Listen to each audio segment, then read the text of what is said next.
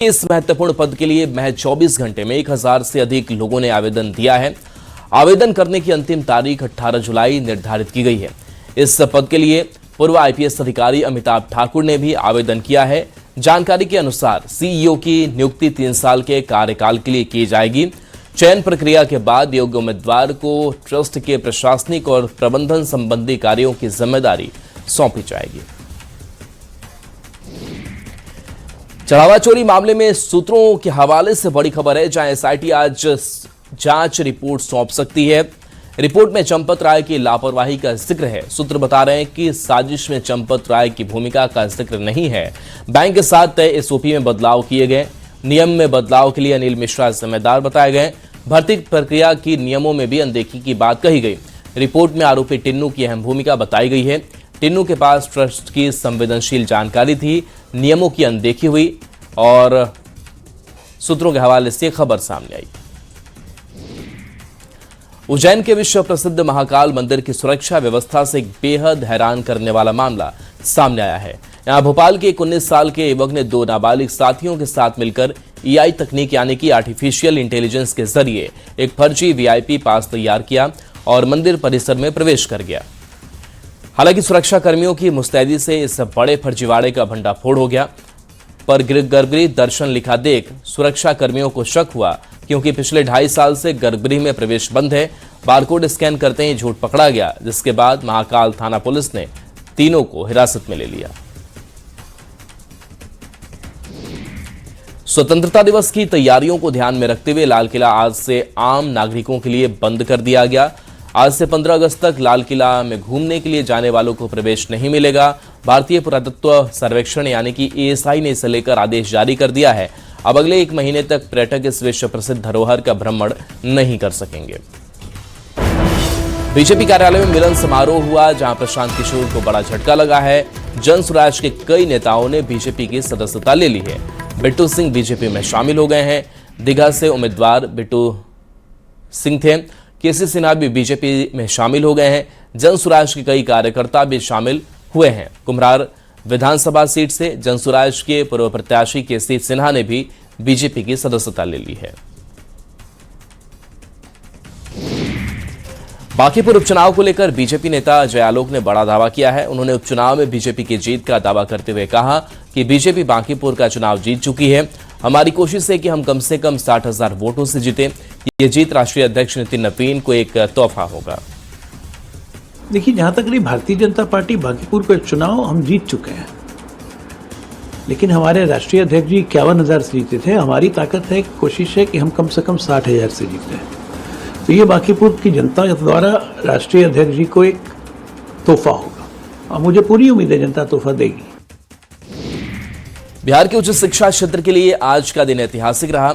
मुख्यमंत्री सम्राट चौधरी ने भागलपुर से वर्चुअल माध्यम से राज्य के 211 नए डिग्री कॉलेजों का शुभारंभ किया। उद्घाटन के साथ ही सभी कॉलेजों में आज से नियमित पढ़ाई भी शुरू हो गई है।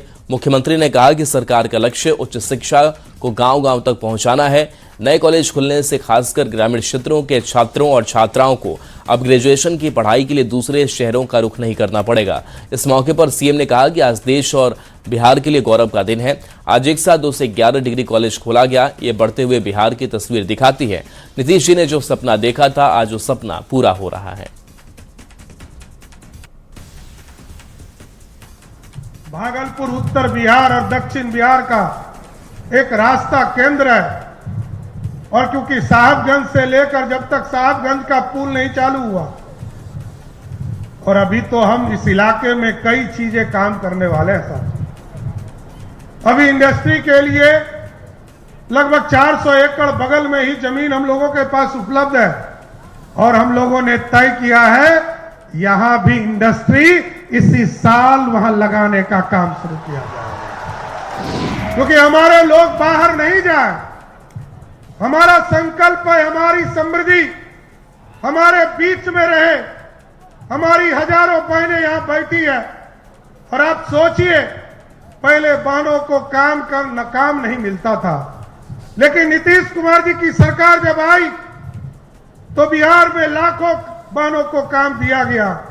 आज लगभग 1,81,00,000 बहनों के खाते में हम लोगों ने राशि पहुंचाने का काम किया है।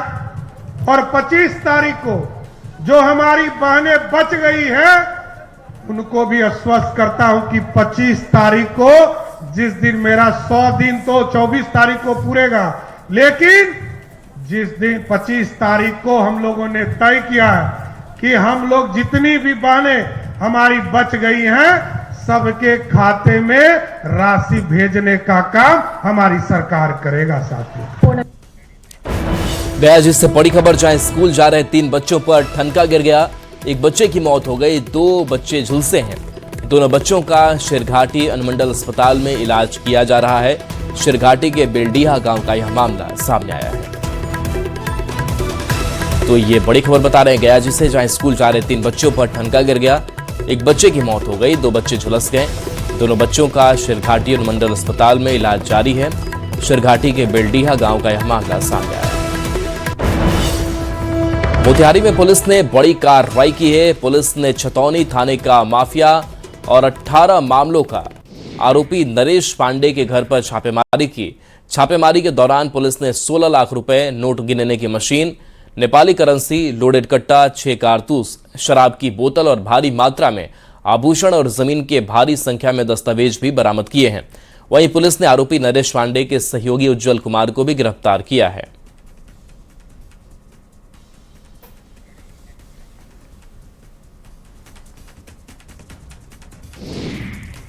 खबर पटना से, जहां पुलिस ने बड़ी कार्रवाई करते हुए एक मिनी अवैध हथियार फैक्ट्री का भंडाफोड़ किया है। पुलिस ने जानीपुर थाना क्षेत्र में छापेमारी करते हुए एक घर में चल रही अवैध हथियार फैक्ट्री का खुलासा किया और मौके से भारी मात्रा में हथियार को बरामद किया। साथ ही हथियार बनाने वाले उपकरणों को भी जब्त किया है। वहीं मौके से पुलिस ने एक आरोपी को गिरफ्तार किया है।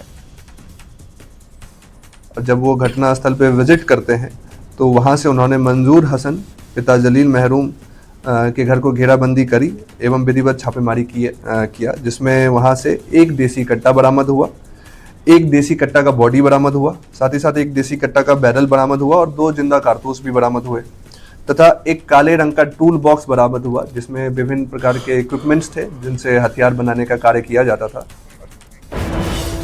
खगड़िया से बड़ी खबर है, जहां बेलदौर थाना क्षेत्र के सकरोहर गवर्नन पद पर पुलिस ने ऑपरेशन लंगड़ा के तहत हाफ एनकाउंटर किया है।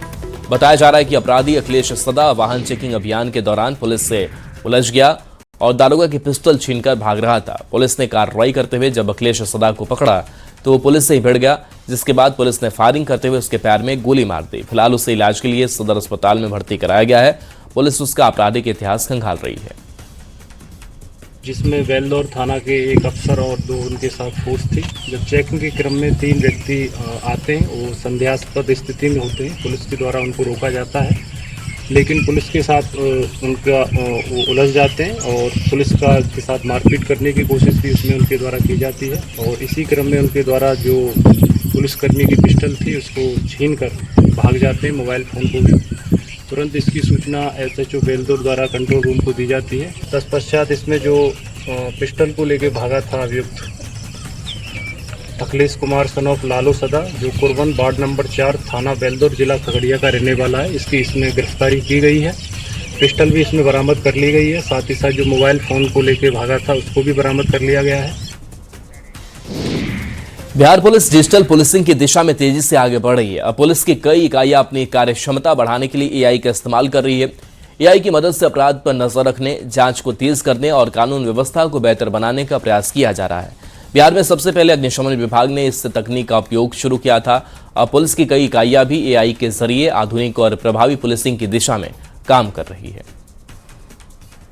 पुलिसिंग की दिशा में बिहार पुलिस ने एक कदम और अपना आगे बढ़ाया है और बताते ये चलें कि पुलिस महकमा के विभिन्न इकाइयों के कार्य क्षमता बढ़ाने के लिए इंटेलिजेंस जो है, आर्टिफिशियल इंटेलिजेंस यानी कि AI का उपयोग जो है वो बढ़ा दिया गया है। इसका इस्तेमाल अपराध पर नकेल कसने से लेकर के कानून व्यवस्था बेहतर बनाए रखने में हो रहा है। बताते ये चले कि अग्निशमन विभाग ने AI आधारित कंट्रोल रूम सबसे पहले स्थापित किया था और फिर साइबर अपराध और सुरक्षा के कंट्रोल रूम 1930 में AI का इस्तेमाल शुरू हो गया है और अब डायल 112 यानी कि इमरजेंसी रिस्पॉन्स सपोर्ट सिस्टम भी AI पर काम जो है वो शुरू कर दिया है। और बताते ये चले कि जिलों में जो SP के नेतृत्व में काम करने वाली जिला सूचना इकाई है DIU, ट्रैफिक और भ्रष्टाचार के विरुद्ध काम करने वाली निगरानी एजेंसी भी अपराध जो है और भ्रष्टाचारियों की पहचान उनकी टेस्ट ट्रैकिंग और नेटवर्क के विश्लेषण करने में AI का इस्तेमाल कर रही है। और बताते ये चलें कि संदिग्ध लेन देन का पता भी जो है वो AI के जरिए लगाया जा रहा है।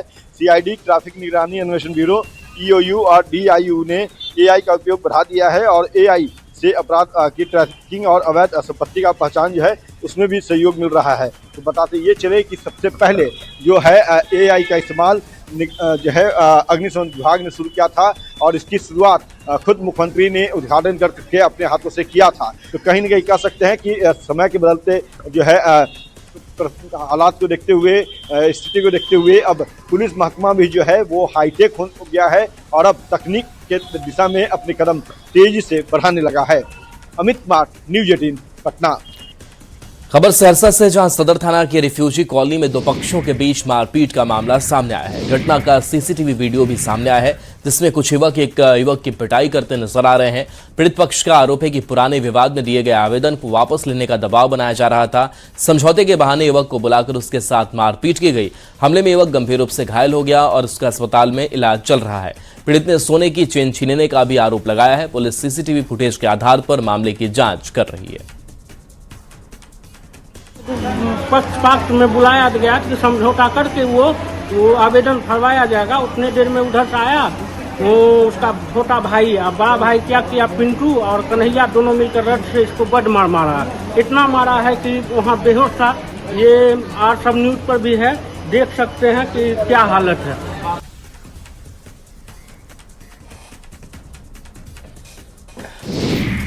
खबर मोतिहारी से, जहां पुलिस ने शराब के खिलाफ कार्रवाई की। पुलिस ने छतौनी थाना परिसर में 800 लीटर जब्त शराब पर बुलडोजर चलाकर उसको नष्ट किया। सदर अंचल के अंचलाधिकारी और थाना प्रभारी के नेतृत्व में शराब पर कार्रवाई की गई।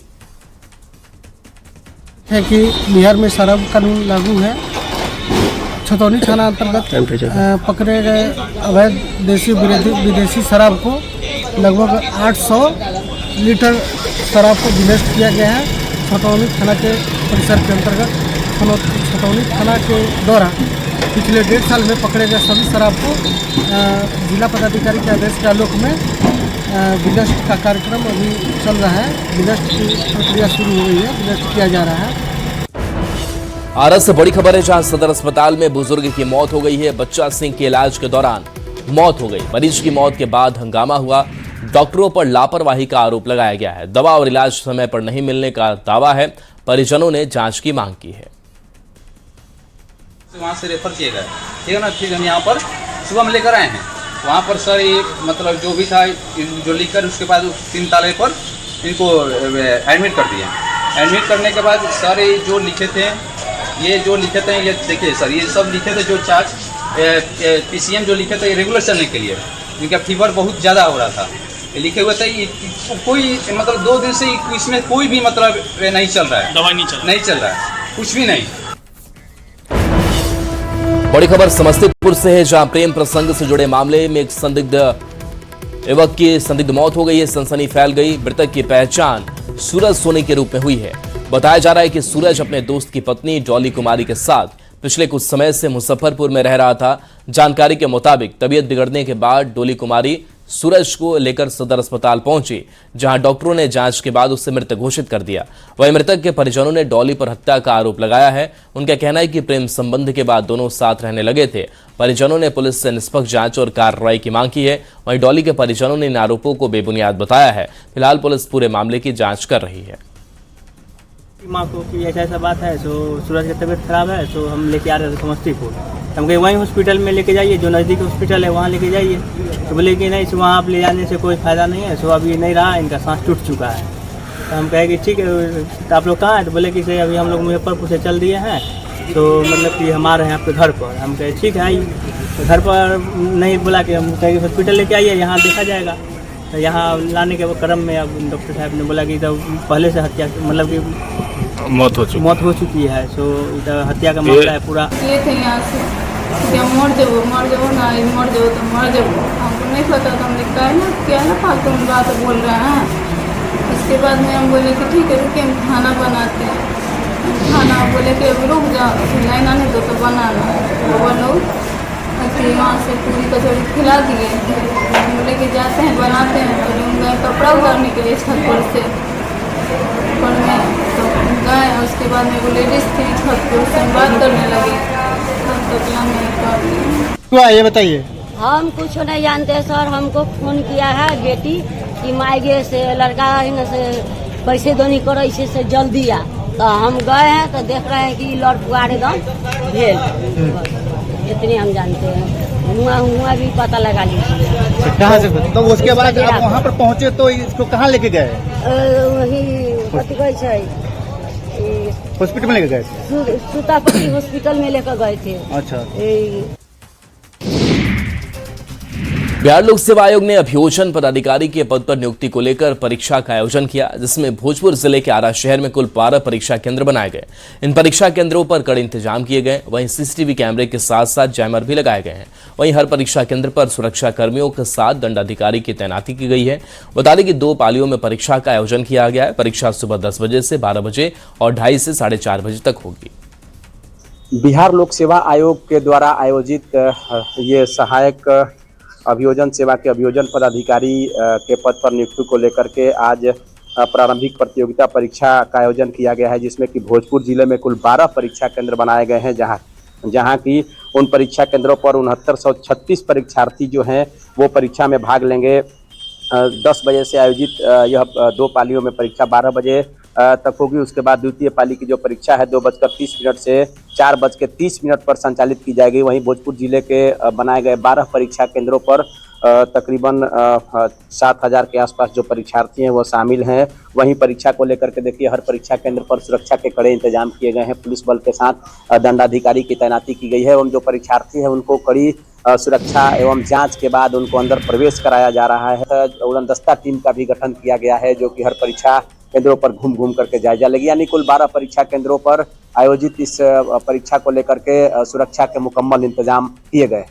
चंदन कुमार, न्यूज़ 18 भोजपुर।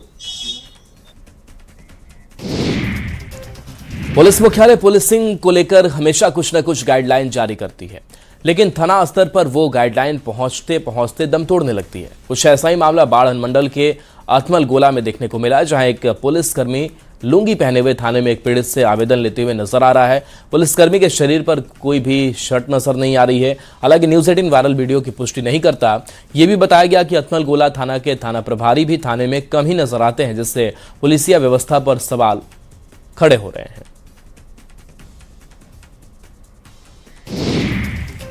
सिवान पुलिस ने हत्या के मामलों में फरार चल रहे आरोपियों के खिलाफ सख्त कार्रवाई शुरू कर दी है। कोर्ट के आदेश पर बढ़रिया और दरौंदा थाना क्षेत्र में 2 अलग-अलग हत्याकांड के आरोपियों के घरों की कुर्की जब्ती की गई। भारी पुलिस बल और दंडाधिकारी की मौजूदगी में कार्रवाई की गई।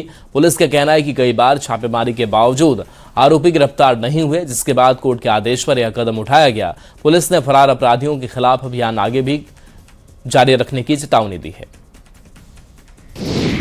खबर मुजफ्फरपुर से है, जहां कोर्ट ने 25 साल पुराने किसान हत्याकांड में बड़ा फैसला सुनाते हुए 12 दोषियों को उम्र कैद की सजा सुनाई है, जबकि एक आरोपी को बरी कर दिया गया है। मामला हथौड़ी थाना क्षेत्र के झव्वा गांव का है, जहां साल 2000 में जमीन विवाद में किसान राम बहादुर राय की हत्या कर दी गई थी। इस मामले में 17 आरोपी बनाए गए थे, जिनमें 4 की पहले ही मौत हो चुकी है। फैसले के बाद पीड़ित परिवार ने इसे न्याय की जीत बताया। अगरनाथ राय के चचेरा भाई राम बहादुर राय की हत्या कर दी गई थी। इसमें 17 लोगों के विरुद्ध चार्ज फ्रेम हुआ और उसमें 4 की डेथ हो गई। स्टील 13 एक्यूज इस ट्रायल को भेज कर रहे थे। इसमें कुल 14 साक्षियों की गवाही हुई है, इंक्लूडिंग डॉक्टर एंड 2 IO। हमारे पिताजी के ऐसा किसी को साफ नहीं होना चाहिए। उनको 6 महीना के थे, हमारा माँ मर गया और जब हम 16-17 साल के थे तो हमारे पिताजी की हत्या कर दिया। और हम जरूर उसमें हमरा भी चाह रहा था हत्या करते। तो बहुत जो हाकिम जो किए हैं, ये बहुत उनको हम बधाई देता हूँ कि ऐसा फैसला फिर ऐसा हो जाने वाले पीढ़ी में हो, ऐसा फिर घटना न घटे सर। तारापुर के नासरीगंज घाट से दियारा क्षेत्र जाने वाले लोगों को जल्द बड़ी राहत मिलने वाली है। गंगा पार करने के लिए स्टीमर सेवा 1-2 दिनों में शुरू होने की संभावना है। स्टीमर घाट पर पहुंच चुका है और प्रशासनिक तैयारी अंतिम चरण में है। अभी तक लोग छोटी नावों से जान जोखिम में डालकर सफर करते थे। स्टीमर सेवा शुरू होने से शिक्षक, छात्र, किसान और स्थानीय लोगों को सुरक्षित, सुविधाजनक और तेज आवागमन की सुविधा मिलेगी। इससे हजारों लोगों को रोजाना की परेशानी कम होगी। कब तक शुरू हो जाएगा? अभी तो आया है, देखिए कब से शुरू होता है। 2-4 दिन में हो जाना चाहिए शुरू। लोग विज्ञापन भी देते सीएम को। जी सर, दिए थे। कुछ लग रहा है कि शुरू हो जाएगा? जी हाँ, अब तो जहाज आ गया तो इससे लग रहा है कि अब जल्दी शुरू हो जाना चाहिए। पिछले साल भी चला था? जी, पिछले साल भी चला था। इससे जल्दी पहुंच जाते हैं? हाँ, जल्दी पहुंच जाते हैं और डर नहीं लगता है।